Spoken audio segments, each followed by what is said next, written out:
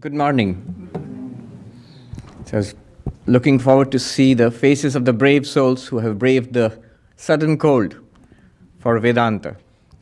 One of the qualifications for Vedanta is titiksha, where you put up with all that the world can throw at you, the troubles, the physical and mental troubles, and still you stick to Vedanta. Yes. So heat or cold, I will go and attend a Vedanta class. That is titiksha. That is the practice of spiritual fortitude. Today, I propose to dwell on one mantra from the Upanishads, from the largest of the Upanishads, the Brihadaranyaka Upanishad. There is a mantra towards the end of that Upanishad. It goes like this. Atmanam ched vijaniyad ayam asmiti purushaha kimicchan kasya kamaya shariram anusangvaret. This particular mantra, I'll tell you what it means. It contains the essence of Vedanta. And Shankaracharya in his commentary has written a brief commentary on it, maybe a paragraph or so. But Vidyaranya in his Panchadashi writes his biggest chapter, the 7th chapter, 290 verses on this one short mantra. 290 verses. And that chapter is packed with a lot of insights into Vedanta, into spiritual life. So I'll primarily draw upon that and many other things today. A lot of material, a lot of ground to cover. Let's see. I'll have to move fast and you'll have to pay attention. Atmanam ched vijaniyad ayam asmiti purushaha. That's the original language. What does it mean? When a person realizes the self, I, to be this, ayam asmi iti, this Satchidananda, I am not the body and mind. I am existence, consciousness, bliss. When one realizes this, the next, kimicchan, desiring what? Kasya kamaya, for whose satisfaction, for whose pleasure? Shariram anusangvaret. Will such a person, such an enlightened person, suffer along with the body? Suffer along with the body and mind. Continue to subject oneself to the sufferings of the body and mind. So the whole verse together means when one becomes enlightened. By enlightenment in Vedanta, we realize that we are the absolute, existence, consciousness, bliss. Not this body-mind. When actually one realizes it directly, then desiring what? What shall I desire? And for whose sake? Kimicchan kasya kamaya. Shariram anusanjaret. Will one continue to suffer with the body-mind? 4 aspects are to be understood here. One is realization. That I must, well, the first aspect is jnana, realization. Who am I or what am I really? Number 1. The second aspect is what is called negation of worldly enjoyment. Bhogya nisheda, kimicchan. Desiring what? Then nothing in this world becomes an object that is worth pursuing. One transcends all of that. So the second point we'll dwell upon is what is to be desired in this world from the point of view of enlightenment. And the answer will be nothing hidden, nothing worldly, none of the vishaya, the sense objects are worthwhile. And the third point that we should note is, for whose sake am I doing all this? We never question this. So the enjoyer, the person who is trying, the entity which is trying to get pleasure and satisfaction and enjoyment in this world, we must inquire into that. For whose sake? Kasya kamaya. That's the third aspect. Technically, it's a negation of the individual enjoyer. In Sanskrit, your terms are very precise. Bhoktri nisheda. We think that we are an individual being in this body and mind and trying to attain certain goals in life. That one is dissolved. And then finally, suffering with the body-mind complex. That suffering is transcended. We no longer suffer with the body-mind complex. The fourth aspect, this is called Jivan Mukti. The body is still there. You're still living. Your life continues. But in the midst of this life, we have transcended suffering. So this is called Jivan Mukti, living in the body and yet transcending the body. So these are the aspects of this short mantra from the Brihadaranyaka Upanishad. And I propose to dwell on this today with the help of the material that I've mined from Vidyaranya in Panchadashi. He takes the help of that story. I have told this often. The 10th man story. The spiritual journey to enlightenment, he understands through the 10th man story. The story in brief, we all know. 10 friends were going on a journey, and then they had to cross a river, and they crossed the river, and when they went across, suddenly it occurred to one of them, did we all cross or did somebody drown? Let's count. And one of them counts. 1, 2, 3, 4, 5, 6, 7, 8, 9. No, that can't be right. 1, 2, 3, 4, 5, 6, 7, 8, 9. Oh my God, the 10th person is drowned. It's not here. And the others say that, no, you're not counting right. Let me count. And each of them counts and finds only 9. And we know why they are finding only 9. But they don't know. They find only 9. And they think that the 10th person is drowned and they're crying. And then somebody passes by, a wise person, who says, why are you crying? Well, our friend, the 10th person has drowned, is dead. How did you know? We counted. And of course, this person must have counted and seen that there are 10 people. And then this person says to them, don't cry. The 10th person is there, alive. Where? We don't see. No, just believe me. There's an important stage in spiritual life. Just take it on faith that the 10th person is there. Now I will show you. When the person calms down, it says, count again. 1, 2, 3, 4, 5, 6, 7, 8, 9. I told you there are 9. And this wise man takes this man's hand, the one who was counting, and turns it towards himself and says, thou art the 10th. Dashamas Tvamasi, thou art the 10th. And this man realizes that, oh, I am the 10th. My God, the 10th person has been found. And so happy and delighted. And others say, let me try it. And they also find 1, 2, 3, 4, 5, 6, 7, 8, 9, 10. Oh my God, the 10th person is found and everybody is happy. All right, this is the story. Now here, if you look closely, the 7 stages of spiritual life, according to Vedanta, they are all there. What are the 7 stages? Ajnana, ignorance, number 1. Second is avarana, veiling. Third, vikshepa, error and suffering. Fourth, paroksha jnana, indirect knowledge. Fifth, aparoksha jnana, direct knowledge, enlightenment. Sixth, dukkha nivritti, transcendence of suffering.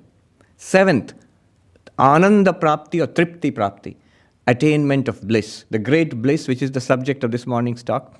So 7 stages. Let's look at the story. First of all, there is ignorance. The person doesn't know that he has to count himself.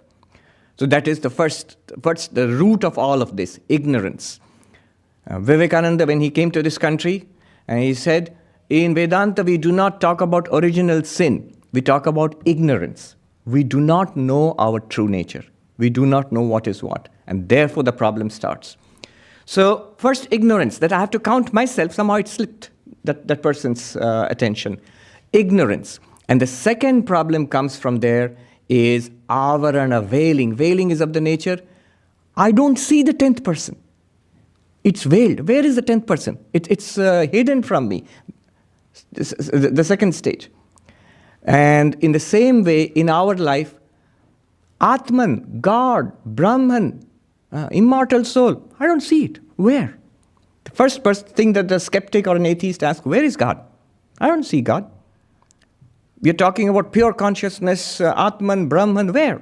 I see a body, I look inside, I see a mind, that's it. So it's veiled for us. It's there, just like the 10th person, but veiled for us. The thinnest of veils, but very powerful nevertheless. So the second stage in our spiritual journey is our reality is veiled for us. Just like the 10th person, he says, 10th person is not there. I can't see the 10th person. I can't experience God or Brahman or Atman. Second. Third, vikshepa, error. From this comes error. What happened in the story? 10th person is drowned. You see? Can't see the 10th person. So the next immediate conclusion is 10th person is drowned.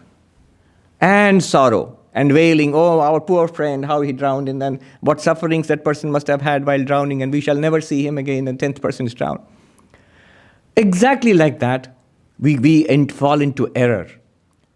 I, the so-called pure consciousness, Atman or Brahman, not seen, second stage. Third stage, I am the body-mind. Because what is seen? What is experienced? The body is experienced, the mind is experienced, and the world is experienced. And hence, I am the body-mind, I am this little individual interacting with other little individuals in this world called Jiva. Jiva is an individual being, sentient being. I am interacting with them, trying to make the best of my life, trying to overcome suffering. From our childhood till now and till our death, the whole struggle is somehow to overcome suffering and try to find some kind of joy, peace, bliss, satisfaction. We engage in various projects for that. And so suffering. That is the third stage, vikshepa, error and suffering. In our case, it is called samsara. Samsara, this whole project of living. You might say, no, it's not all suffering. There's some fun in that also. I was reading George Orwell. He said, most of us, we manage to have a fair bit of fun in our lives, but on the whole, on the balance, life is suffering. Except for, he says, except for the very young or the very foolish. On the balance, life is suffering, George Orwell says. And another person, I forget, a writer here in the United States. He says, she writes, the statistics tell us 1 out of 4 persons in our country is suffering from some kind of mental illness. So if the three of your best friends are all right, then it must be you. On the balance, George Orwell says, life is suffering. That is the third stage. We have this endless strife and striving and suffering. Then the fourth stage comes. The wise person comes and tells this, does not reveal the 10th person. First of all, what does the wise person say? Relax, calm down, believe me that the 10th person is there. Where? We don't see. Wait, I'll show you. But take it on faith. So, the guru comes along, the spiritual teacher comes along, the spiritual traditions of the book. You read the books of the different great spiritual traditions of humanity, and you see that there is a possibility. There is a possibility of overcoming suffering. There is God or heaven, or the Buddha will not talk about God and heaven, but the Buddha will say life is suffering, there's a cause of suffering, but the third noble truth, there is something beyond suffering, nirvana, something is there. Nirvana, moksha, salvation, something is there beyond suffering. Where? I don't get it. Wait, believe it, accept it.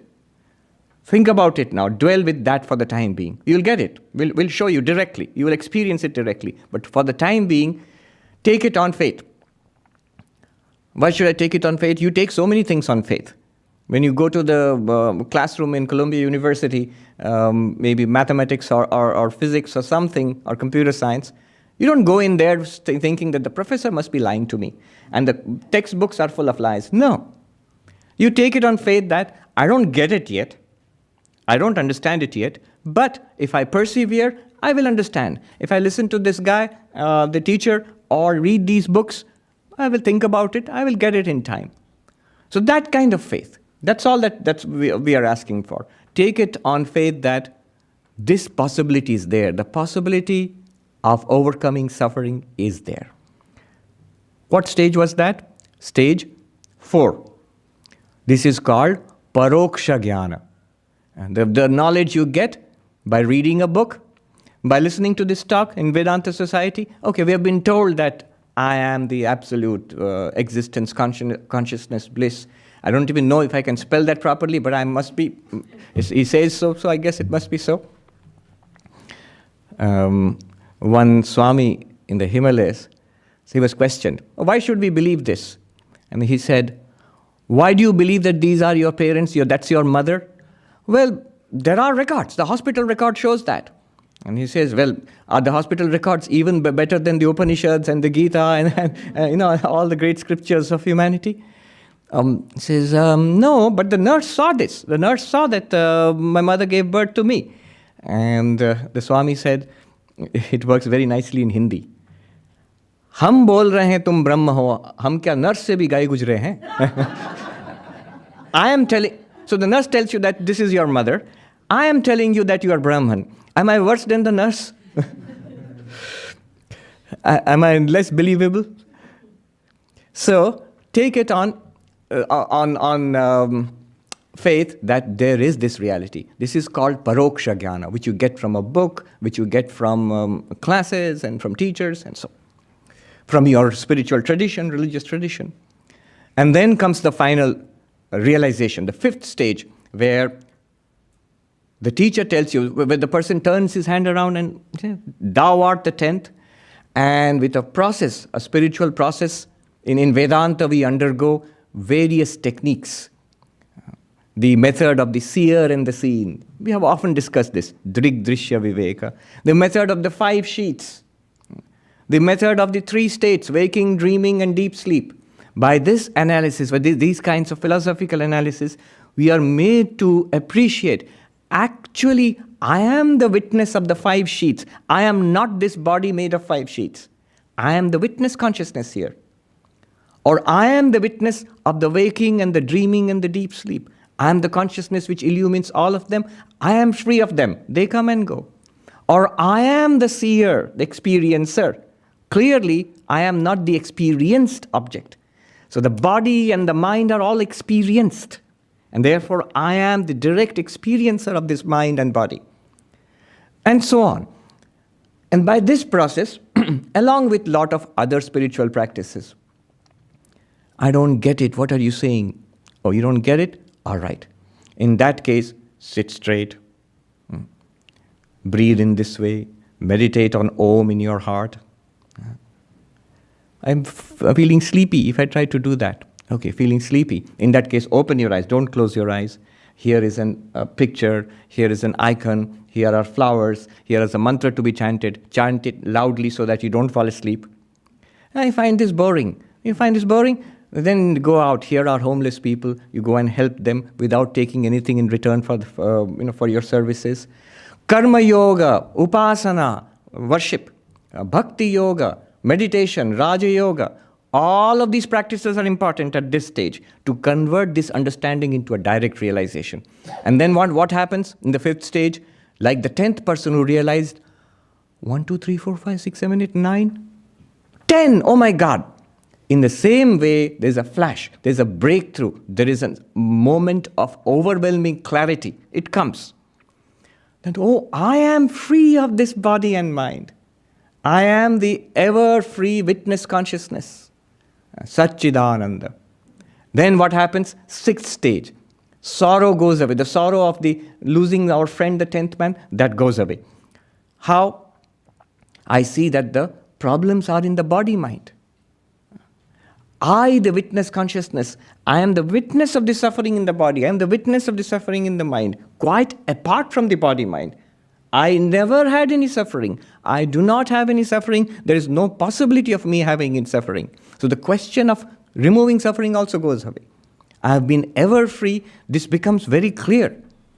This is called dukkha nivritti, transcending suffering.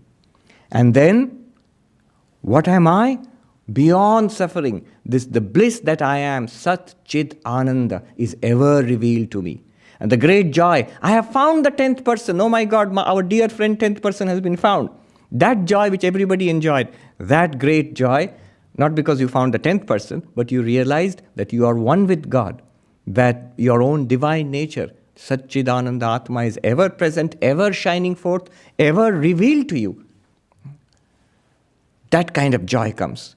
The enlightened person, in every tradition, one characteristic is they're extraordinarily happy and satisfied, blissful. That's why it's called Brahmananda, the bliss of the infinite. In every tradition, it doesn't have to be the knowledge tradition of Advaita Vedanta. It could be a devotee, someone like Mirabai or Surdas, or the devotees in lovers of God in every tradition, say Saint Francis of Assisi, they're full of joy, even in the midst of what we would consider suffering and deprivation. They're full of joy. Ananda Prapti, that's the 7th stage. So these are the 7 stages of the spiritual journey, which you see illustrated by the story of the 10th person. You see, basically, what is this journey? If you see it from Advaitic standpoint, this journey is a discovery of what we truly are. A discovery of what we truly are. What am I really? Here are these 3 meanings of the word I. When I say clock, when I say a word clock, the word is clock and it refers to this object. When I say the word I, what does it refer to? Not this one. I mean the vertical I. What does the word I refer to? Instinctively, it refers to body and mind. If you say I, it without any hesitation goes, this is I. And if somebody catches hold of this and say, what is this? We say, this is me. The I, what am I? This body. And what is this body? It's me. Instinctively, it goes to this body-mind. Now, Vedanta says there are 3 meanings of this word I. One meaning in which we use it. The ignorant, the persons who are not enlightened, they use it in this meaning. And 2 meanings in which the enlightened use it. So what is the meaning in which the ignorant, those who are not yet enlightened, those who are on the road to enlightenment, in what way do they use the word I? The I means, for most of us, according to Vedanta, it's a combination of Sakshi, the witness consciousness, and Chidabhasa, the reflected consciousness. Chit and Chidabhasa, pure consciousness and reflected consciousness.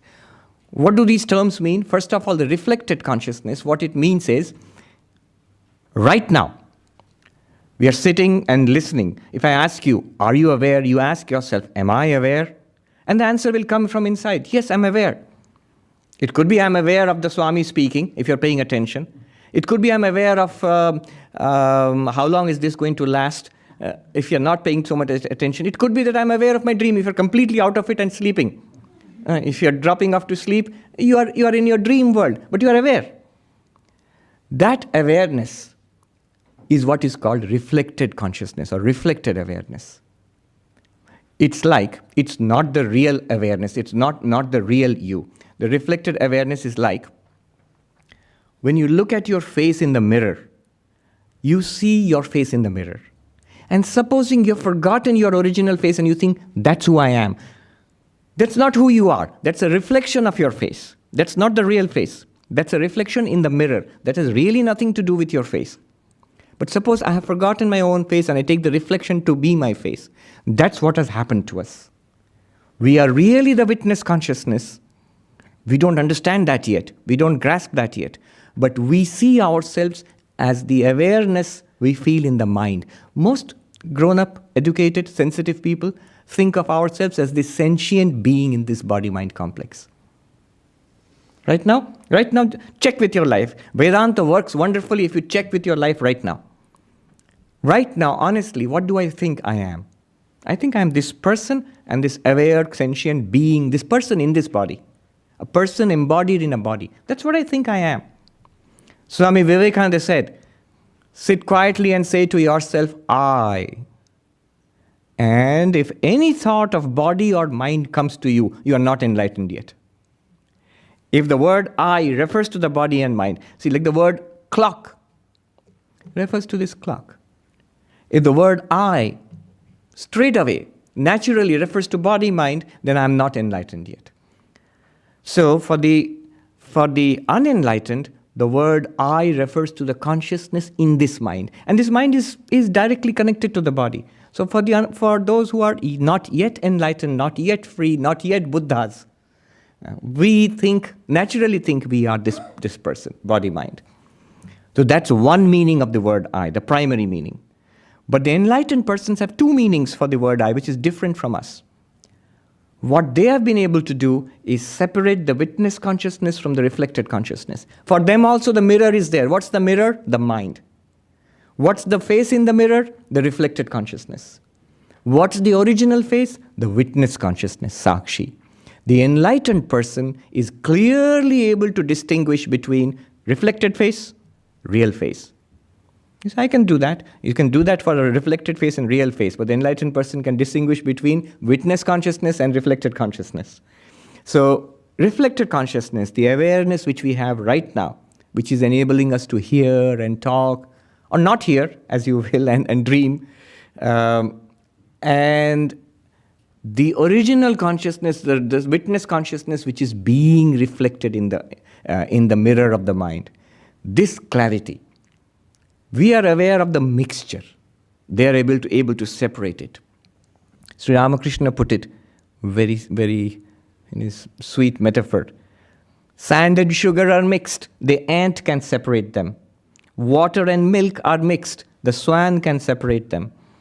And the last one, in Bengali, golmale malache, golti badye malti lode. I mean, the translation comes nowhere close to the punch of the original. It says, in chaos, there is truth. Leave the chaos behind and take the truth out of it. Very poor translation. Now, in this mixture of pure consciousness and reflected consciousness, the enlightened person is able to separate the two. If you ask Ramakrishna, who are you truly? And Ramakrishna will say, I am Satchidananda. I am existence, consciousness, bliss. And then you ask, so do you live in a room in the temple garden of Dakshineshwar? He will say, yeah. How can pure consciousness live in a room in the temple garden of Dakshineshwar? Are you a priest of the Divine Mother Kali? He will say, yes. How can pure consciousness be a priest of Divine Mother Kali or anything else? And if you say that, do you have a beard? He will say, yes, I have a beard. How can pure consciousness have a beard? The enlightened person uses the word I in two senses. One clearly as the real Satchidananda, I am Brahman, where with full honesty and conviction, he can claim, Chidananda Rupaha Shivoham Shivoham. I am of the nature of bliss and consciousness. I am Shiva, I am Shiva. Can claim, honestly. Can also claim that I have a beard and I live in the temple garden of Dakshineshwar and I'm a priest of Kali. What is he talking about then? The reflected consciousness. The awareness in that particular body-mind. Clearly I am not that. It's the face in the mirror. But I'm also aware of that. These two are the senses in which an enlightened person uses the word I. Sometimes you catch them in the transition when Sri Ramakrishna says, when you come here, bring something for this. This will be worshipped one day in households. The picture of this, when you looked at this picture. Referring to the body-mind, we normally do not refer to ourselves as this. The unenlightened person cannot honestly refer to oneself as this, or always refer to oneself as I, the mixture of pure consciousness and reflected consciousness. So the I has these three senses. Anyway, how do you to realize this? Atmanam ched vijaniyat. The Sanskrit word vijaniyat means to realize it, to know it with great clarity. Vijaniyat. How do you do that? Vedanta says, you see, we always hear Shravana, Manana, Nididhyasana. Hear these truths, think about them, meditate upon them. Here is an insight. I'll share this quickly with you. When we study the Vedanta, this truth is told to us that you are the original consciousness, the witness consciousness. Where do we get it from? Just now we are studying what? A little from the Upanishads, yes. We are studying a mantra from the Upanishads. The source of spiritual knowledge is the Upanishads. Vedanta is based on the Upanishads. It's the experience of the sages which they have shared with us. That points out this reality to us. You require that person, wise person, to point out, thou art the 10th. To clarify, to remove the error in the mind, somebody has to come and point it out and turn our hand this way. So who does that? The teacher and the text, they do it. Now the first problem with this is, the texts say many things. If you look at the text, the Upanishad will tell you the story of Nachiketa who went to Yama. Upanishads will tell you, sometimes in dualistic language, two birds sitting on a tree. Dva, Saparna, Sayuja, Sakha. Two birds. So dualistic, not non-dualistic. Upanishads will sometimes, the Gita tells you about what to eat and how much to sleep and how much to exercise. Yuktahara viharascha. So what is it all about? This entire body of literature and all these teachings, what's the point of it? Can you tell me straight away? The point of it. So the first problem is to know the point of all of this. That's why a systematic study is necessary. What is the point of it? The point of all of this is that thou art. You are Brahman. That's the point. All the other things, the stories, the practices and everything, they're all helpful. But those are not the point of the entire Upanishads, Gita or Vedanta. The point is that you are Brahman. To get to this point is the first stage, Shravana. Shravana means hearing or systematic study. So in technical Vedantic language, the problem of ascertaining the meaning of Vedanta is called Pramana Asambhavana. Pramana means source of knowledge. Asambhavana means confusion or impossibility or contradiction in the source of knowledge. That is resolved by Shravana, systematic study and hearing. Stage 1. Stage 2. After this, after what? After understanding all of Vedanta is telling me I am Brahman. After understanding this, second problem comes. Technically, this is called Prameya Sambhavana. Confusion or a doubt regarding the subject of knowledge. What are you studying? What is the subject? I am Brahman. That's the subject I'm studying. I have a doubt about this. What is the doubt? How can I be Brahman? I am this body. I am this mind. I was born in such and such place. And this is my life story. So this is called this impossibility about the subject. The subject being that I am Brahman. I don't feel I am Brahman. I am this person. So this is removed by so much of discussion in Vedanta. Many questions are raised. You are asked to raise your questions. Answers are given. You argue it out till you come to clarity. What clarity? That the Upanishads tell me that I am Brahman, stage 1. And stage 2, now I get it. I get it. I'm clear about it now. I begin to see what they are talking about. I'm beginning to understand that. That clarity comes, this is the second stage. It's called Manana. The problem is called Prameya Sambhavana. Prameya means the thing to be known. What is to be known? I am Brahman. Asambhavana, confusion regarding that. Impossibility. I am not Brahman. That is clarified by the second stage, Mananam, which is through logic and argumentation, put forward every question that you have, any question that you have, and the answers are dealt with. Even after this, a problem remains. What has been achieved till now? Till now, I have achieved, the texts tell me I am Brahman, and I understand that I am Brahman. I understand. Here, I understand. But what's the problem now? The problem now is, I understand something here, but the rest of it, they don't obey. They go their own way. Jonathan Haidt here, who's a well-known psychologist, he's written the book, The Happiness Hypothesis. He writes, he gives the example of the Mahut, the one who controls the elephant, sitting on the elephant and the elephant itself. Now, the one who's sitting on the elephant, who controls the elephant, he can read a map and he can know I'm to go from here, point A to point B. Now, the elephant is not interested in your maps. The elephant can't read the map. The elephant will take you from point A to point B only if the elephant wants. But if the elephant wants to go and raid somebody's garden and eat the bananas, it's too strong. You can't stop it. No amount of... See, that's what happens. The intellect gets convinced. You know, all these Barnes and Nobles you will see full of big shelves full of self-help books. How to meditate, how to become thin, how to become happy, and how to focus, how to manage your time, and so many wonderful books.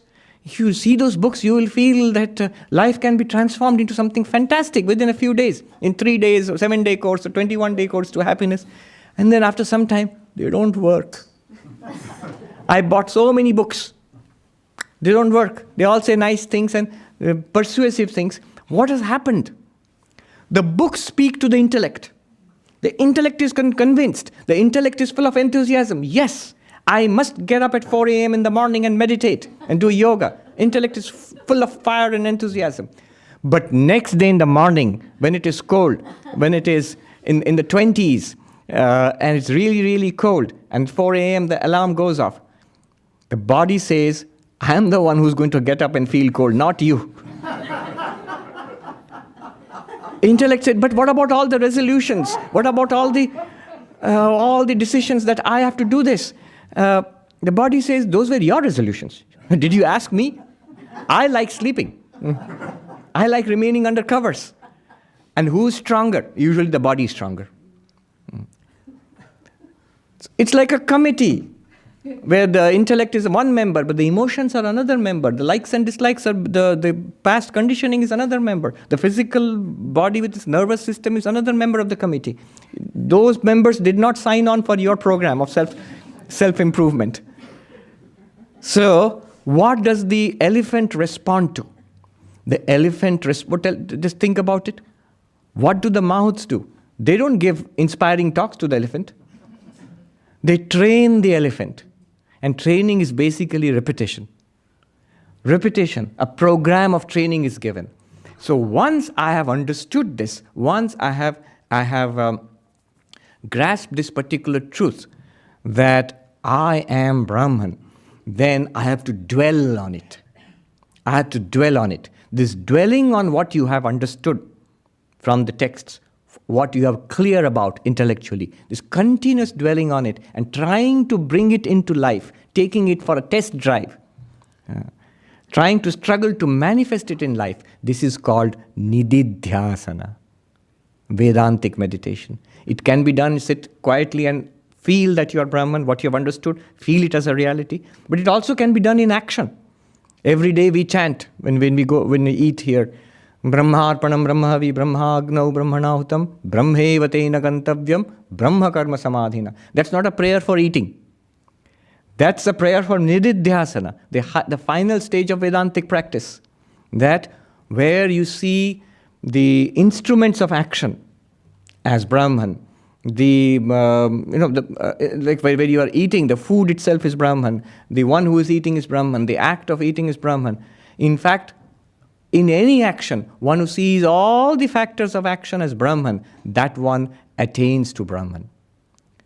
That is nididhyasana, that's dwelling on that. Before that, you must have understood Vedanta and you must get clarity about Vedanta, then try to manifest it in everyday life. The persons you interact with are Brahman. This person, this body and mind is Brahman. The consciousness with which I do this work is Brahman. The instruments of action are Brahman. All factors involved in my life are Brahman. Deal with it like that. Person who can hold on to this awareness, that person realizes. Brahmevatena gantavyam. This practice, it's strenuous.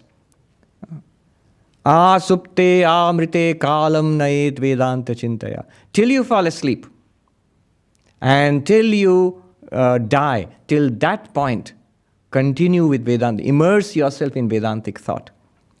First the thought, then only practice. Immerse yourself in this clarity of understanding. Then it will automatically get expressed in action. Usually we put the cart before the horse. Swami, I understood, I listened to your talk, but it doesn't work in real life. What you're trying to do is, I think I'm body and mind, but I'll try to behave like I'm Brahman. No. First, you must be clear about how you are Brahman. Then only try to behave like you are Brahman in the world of action. So this is the vijaniyat, when you realize yourself. How do you realize? Shravana, manana, nididhyasana. This third part, nididhyasana, removes a problem. Technical name, viparita bhavana. Viparita bhavana means opposite tendency. Life after life, we have conditioned ourselves to behave as if we are this body-mind. So even when clarity comes into the mind that I am the witness consciousness, I tend to behave as a body-mind. That tendency has to be reversed by dwelling on it, nididhyasana. 3 problems, 3 practices. First problem, this is pramana sambhavana. I don't know what the texts mean. So shravana, study and listen again and again and again till you get a clarity about the text, the teaching. Now you know what the teaching says. Second problem, that prameya asambhavana. I know the texts tell me I'm Brahman, but I don't get it. How am I Brahman? What is Brahman and how am I Brahman? So that is resolved by mananam, the second practice. And third is, even after attaining clarity that I am Brahman, now I know that the Upanishads teach, I am Brahman, I am clear about it, I've got clarity that I am Brahman, but I can't put it into practice in life. The elephant still tends to go its own way. So the training, the drilling into it, Vivekananda says, tell yourself again and again, I am that, till it tingles with every drop of your blood. That is nididhyasana. That's the final stage, viparita bhavana. Opposite tendencies are erased by this understanding. Realization. This is realization. Vijaniyat. Atmanam ched vijaniyat. Then what comes? Kimichan. Desiring what? I'm not even halfway through my talk, and the time is almost up. No, but we'll go on a little more. Kimichan. Desiring what? What do you desire in life? Power, sense pleasures, power, learning, status. What do we desire in life? Kimichan, desiring what do we lead our lives? Here, consider for a moment, from the enlightened person's point of view, of course, but even now we can see all our efforts till now to overcome suffering and to be happy. What have they yielded at this moment?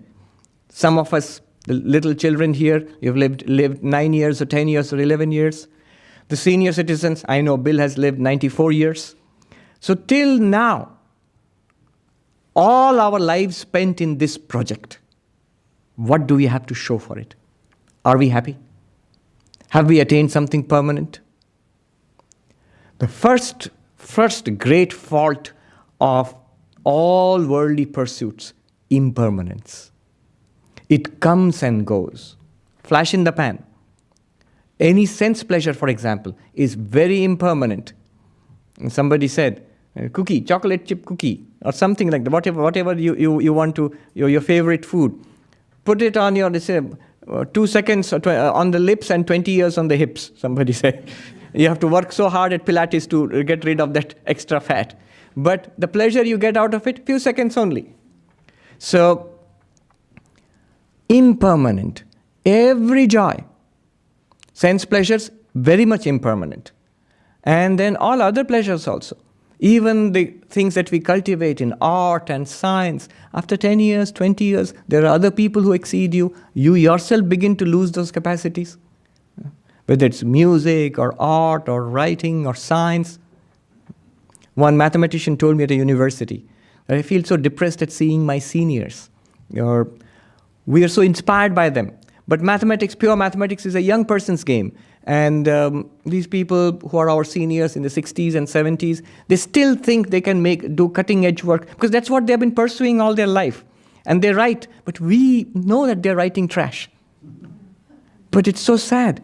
They're invested, totally invested in that. That's their source of happiness. It goes away, impermanent. The Buddha said, Anityam, anityam, sarvam anityam. Impermanent, impermanent, all is impermanent. You say, yeah, we know that all is impermanent, but I'm born and I have to die. But in between I can have my fun. I have a lot of life, a lot of time, And the Buddha says, kshanikam, kshanikam, sarvam kshanikam. Not only impermanent, momentary. It doesn't last for very long also. It lasts just a moment. Because there are many moments one after another in a series, we think it lasts for a long time. They say, alata chakravat, like whirling a firebrand. It looks like a circle of fire, but it's just one dot moving very fast. In the same way, life is not only impermanent, but also momentary. Kshanikam. Not only momentary, he goes further. Shunyam, shunyam, sarvam shunyam. Void, void. Empty, empty, all is empty. And finally, dukkham, dukkham, sarvam dukkham. Hence suffering. Because impermanent, momentary, and empty, and therefore suffering. You say, oh boy, what a pessimist. Impermanence of all kinds of enjoyments. That's one great, great defect. Kimichan, what will you desire? Everything is impermanent. Bhartrihari, he writes, everything was momentary. I am now old. When I look back upon my childhood, school and college and all of that, it seems to have passed in a moment. Just look back and see, just gone. When you were there, it seemed to be forever. When will I grow up? But now that you look back upon it, it's momentary. And he says, youth, in its vigor and desire to taste the world and enjoy life, momentary, it seems to have gone in a moment. And middle-aged, beset with so many cares, financial worries, for family worries, and projects for life. Life is passing me by, I have to do this, I have to do that. Gone. In a moment, it's gone. He says, now I am old, I walk tottering on with the help of a stick, my hair is grey, my teeth have fallen out, and in front of me there is only death. So momentary, all of life has gone by that way. Kshanikam, momentary, impermanent. That's one great problem of any kind of worldly acquisition. The next problem is even the pleasures are mixed with suffering. Even the pleasures are mixed with suffering. Whatever you want to get, so much effort is required to get it. Imagine, I want to be a multimillionaire on Wall Street. Well, first you have to go to an Ivy League college, and getting in there you need so many percentiles on your SAT and so much of a tremendous effort to write your, what do you call it? The thesis, why you should be admitted there, why should we take? Yes, the essays. And so much effort. When I hear about it, just hearing makes me tired. And after you get your degree, you have to get to work. And somebody was telling me, my kid is working 100-hour weeks in an investment firm, earning a lot of money, but 100-hour weeks. If you put in a 100-hour week, 100-hour week, you'll be enlightened. Well, maybe 200-hour weeks. That kind of commitment will definitely give you God realization, enlightenment. You can become a Buddha with that kind of effort. Doctors also, yes, they're not, and sometimes housewives work 100-hour weeks also, but they're never appreciated. It's only the glamorous Wall Street brokers who are appreciated. No, but it's true. I stayed in these two interesting places. Last year I was in Hollywood, and now Manhattan, close to Wall Street. Two kinds of places. There the goal is glamour and the movie industry and making it there. That takes a lot of talent and work. Very few people make it. Here the goal is to go to Wall Street and become a multimillionaire, in your stocks and shares and investment and so on. Be a financial wizard. That also takes a lot of hard work. A lot of effort is put into that. Dukkha, suffering and strife is put into all our acquisitions. It's surrounded by suffering. And the Buddhists say, they're masters at this, they call it raining on your parade, that leading up to the pleasure is, acquisition of the pleasure is suffering. And when you acquire that pleasure, there is the suffering knowing that it will going to come to an end. It's going to go away. Not only go away, it will leave traces in my mind wanting more. That is suffering. When it goes away, it is suffering. And the traces it has left, the addiction for more and more and more variety, that is suffering. Pleasure is surrounded by suffering. The thesis is, life is suffering and pleasure is disguised suffering. Is suffering in mufti. So, the second great problem with worldly pleasures is it's surrounded by suffering. Second. The third one is, it is unsatisfying. It is deeply unsatisfying. As I said, all of us, we've been trying to be happy with all these projects in life. And how many of us can claim after 20, 30, 40, 50, 60 years of trying, at this moment, right now, sitting here, can I claim that I have achieved it? Nobody. But there is a class of people who can claim that. And that class is the people who are spiritual, who are enlightened. They can claim satisfaction. The great bliss which we are talking about, that's coming next. So, kimichan, desiring what? And the fourth great, and the greatest of it, problem with worldly satisfaction is, Advaita Vedanta says, mithya. They are not real. They are not real. That's the deepest fault.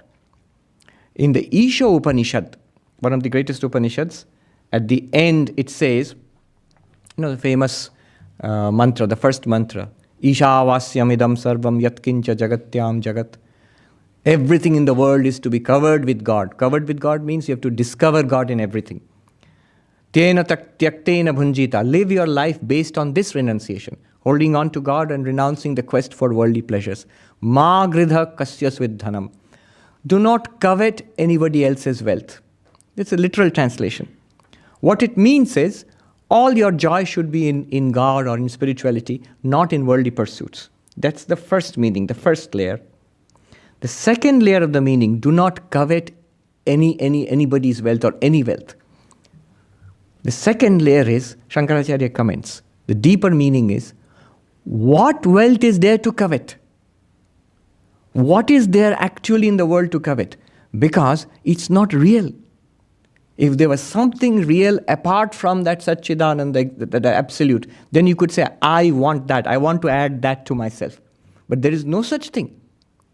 Everything in the world is a manifestation of the same Brahman. Why is it that when you see things in a movie, I remember there was the first and the only three-dimensional movie I saw when I was a kid. It had come to the cinema hall and you had to put on these glasses and you could see it in 3D. Looking back about it, it was a very, very silly movie.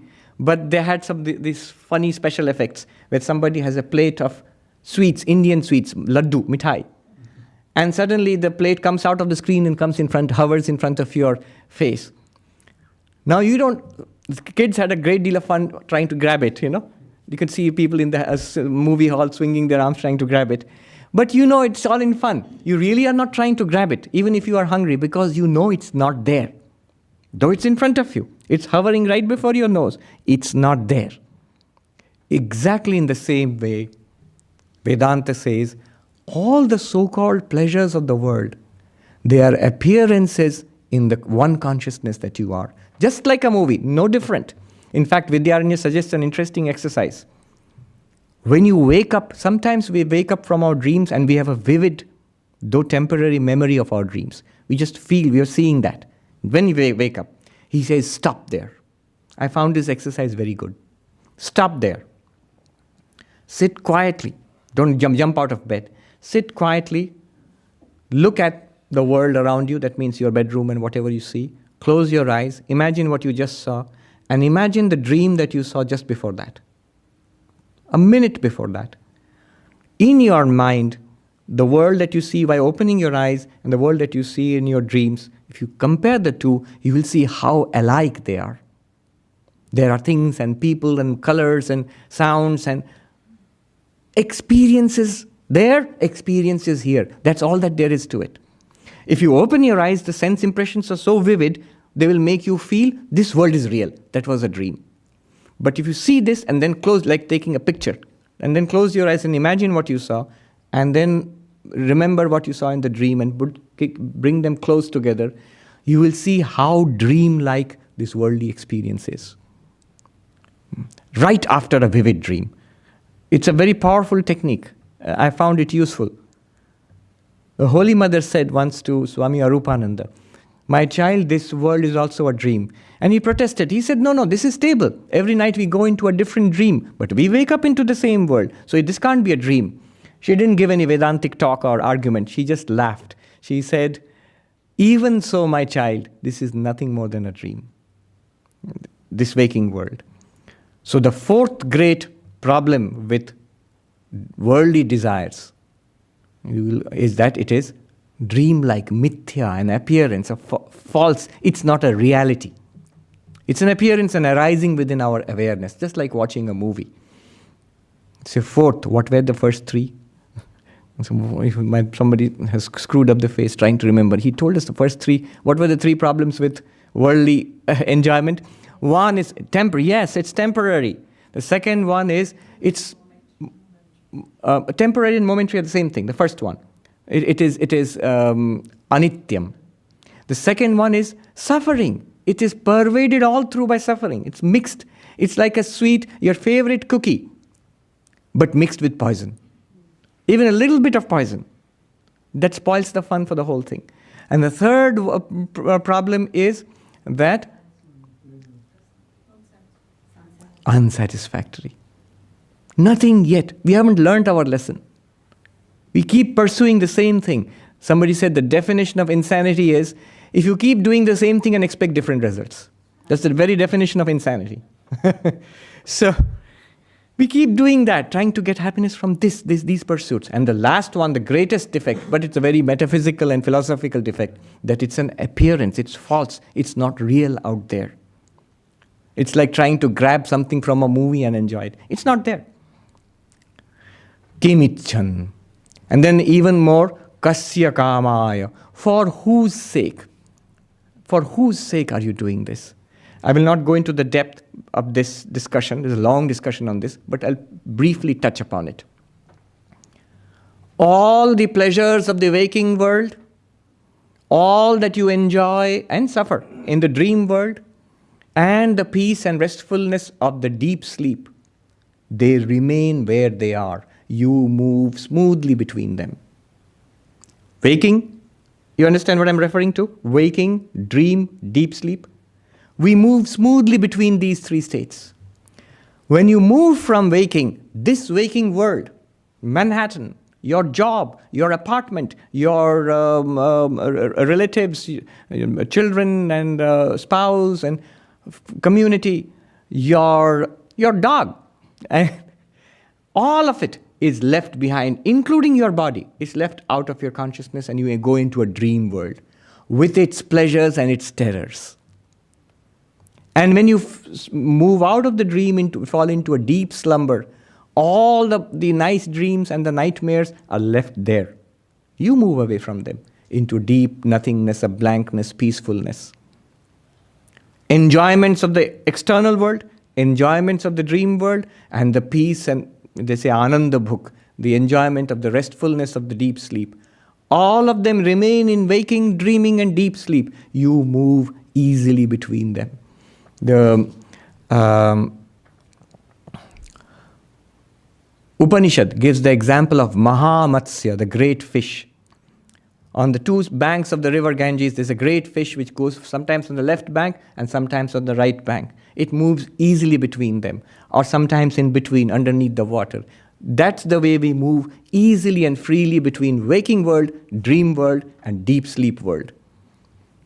Actually, I've seen this. In our monastery near Calcutta, the river Ganges is there, the Ganga, and there are river dolphins. River dolphins. The Ganges dolphin is there. And that sometimes comes up for air. So sometimes you see it coming up for air on the other side, on near Calcutta, sometimes on this side near Belur, sometimes in the middle of the river. Maybe the rishis saw this thing and they gave this example. We move like that, freely between all of these states. Therefore, we are free of these enjoyments and sufferings. For whose sake? The enjoyer in the waking state, Mr. So-and-so or Swami so-and-so, is left behind when you, the witness consciousness, transit into the deep sleep. Actually, you don't transit. Those states transit in front of you. They arise in front of you. And you, the sufferer or the enjoyer in the nightmares or the pleasant dreams of the dream state, that one is left behind. And you, the witness consciousness, now you experience the blankness and restfulness of deep sleep, which is left behind when again the waking state comes back. The bhokta and bhogya, the enjoyer or sufferer, and the objects of enjoyment or suffering, they are separate from you. For whose sake are you chasing those particular pleasures? For the waker, for the dreamer, for the deep sleeper? None of them are you. You are apart from all of them. I'll just say this. There's a whole discussion on how to attain this. Kasya kamaya, for whose sake? Then, shariram manusangjaret. The enlightened one, once you realize this, why should I suffer along with the body? Why should I identify myself with the body and mind, suffer along with it? See, the body, three bodies, according to Vedanta. Physical body, you say, no, I have only one body, this one. But if you look closely, this body has three aspects. One is the physical body, which is public, which the doctor can examine. That's the physical body. Sthula sharira, gross body. Then subtle body, when you look inside, thoughts, feelings, memories, ideas, the person inside. Subtle body, sukshma sharira. And beyond that, it might seem theoretical, but we experience it, and for the sake of completion, we must account for it. The deep sleep experience, where we do not experience a physical body, we do not experience thoughts and memories. That deep sleep experience that is caused by the causal body, they call it karana sharira. Sthula sharira, physical body, sukshma sharira, subtle body, and karana sharira, causal body. It is the causal body and the subtle body which go away after death, when the physical body dies. It's the causal body and the subtle body which we identify as the person, the individual person. So, each of them have sufferings. Oh, there is pain here, or I'm so obese, I have to lose weight, I don't look like the way I look. I means they're the physical body. You are not that. Yes, you can take steps and enroll in a gym to lose weight, but remember, the problem is in the physical body and is solved at the level of the physical body. You have nothing to do with it. Experiencing it does not make you the possessor of something. When I experience a table, I don't become a table. When I experience the cream or the yellow or the gray or something, I don't become cream or yellow or gray. Similarly, experiencing a body and its troubles does not make me the possessor of those troubles. That's the insight. Similarly, come to the subtle body.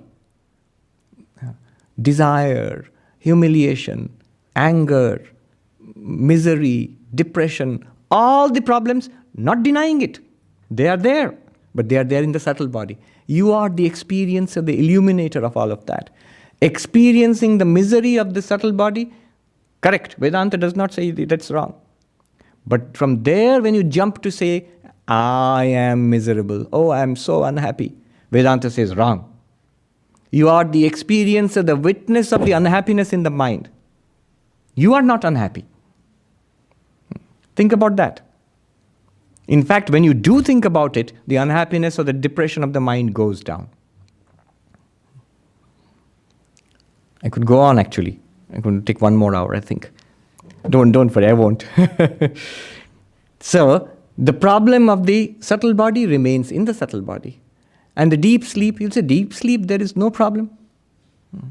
The sick person is not sick in deep sleep. The miserable person is not miserable in deep sleep because we do not experience the sick body or the miserable mind in deep sleep.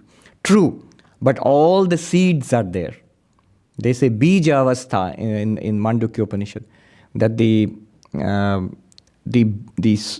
seed of all sufferings in waking and dreaming are there. Because when you wake up from deep sleep, you're still the same person with the same limitations and desires and problems. So that means in deep sleep, when I was not aware of the problems were still there in seed state. So deep sleep, the causal body has the problem of having everything in a potential seed state. None of them I am, though I experience all of them. I am free of all of them. They come and go in me, the unchanging awareness. This is called Shariram Anusanjaret. For what should I suffer with the 3 bodies and the threefold problems? I'm the witness free of all of them. Moment I realize this, I transcend suffering. This is the 6th stage, that dukkha nivritti, transcending suffering. I realize that I always was beyond suffering. It is out of my own foolishness that I was hugging the physical body. I was hugging the subtle body. I was hugging the causal body and bringing their suffering onto me. This hugging it, in Sanskrit, in philosophy, it is called adhyasa, superimposition. I'm superimposing the whole deal upon me and my qualities of existence and reality upon them. So, why should I suffer along with them? The moment I'm free of this, simultaneously, the freedom and the joy of my own nature, Ananda Swarupa, becomes revealed to me. The great satisfaction. What I meant, the great bliss, the subject which we have today, we have just started the subject now, the great bliss. Now we are beginning to understand what the great bliss is. Once you reach that, why? Ask yourself, why is the enlightened person so happy? Why are spiritually advanced people so happy? They're happy because they have the experience that my Brahman nature is ever revealed to me. Brahmanandam spashtam vibhati me. The bliss of Brahman is spectacularly, clearly, ever shining before me. Why should I not be happy?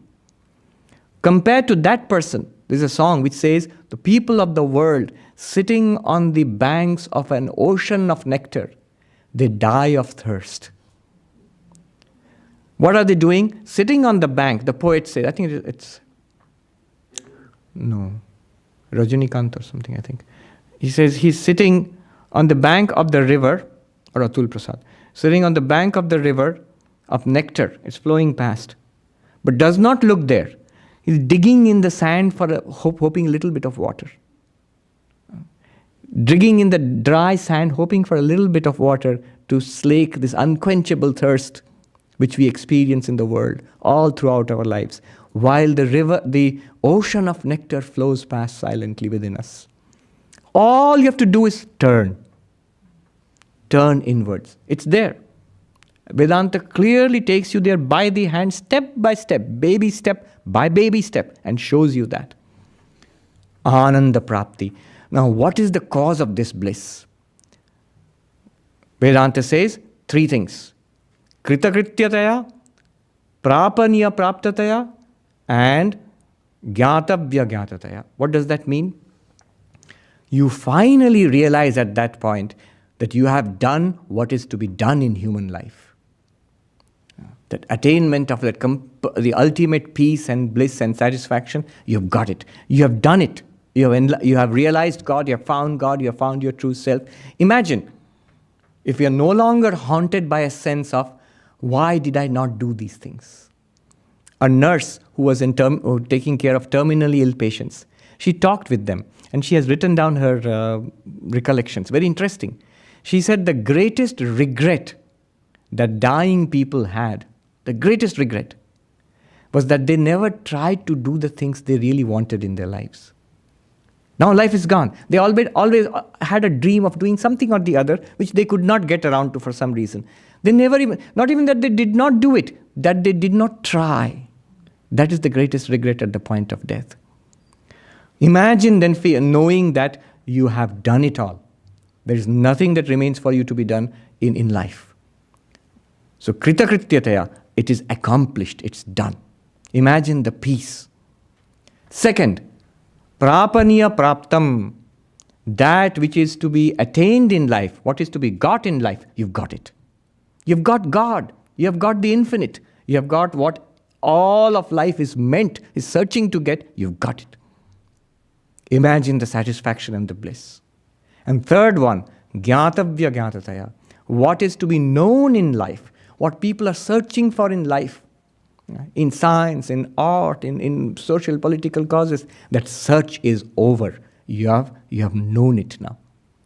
Having known the Absolute, having got the Absolute, having attained the Absolute, you get this great bliss. Ananda Prapti, Tripti Prapti. So these are the stages in spiritual life. Let me repeat that mantra. You think it was a long journey. Actually, it was not. It's as short as I could make it. That mantra. Atmanam ched vijaniyat ayam asmiti purushaha kimicchan kasya kamaya shariram anusangvaret. Having known oneself as this Satchidananda, desiring what and for whose sake should I suffer along with the body? I pray to the Lord that may the blessings of the Lord descend upon us so that in this very life we can realize that and attain that great bliss. Om Shanti Shanti Shanti Harihi Om Tat Sat Shri Ramakrishna Arpanamastu.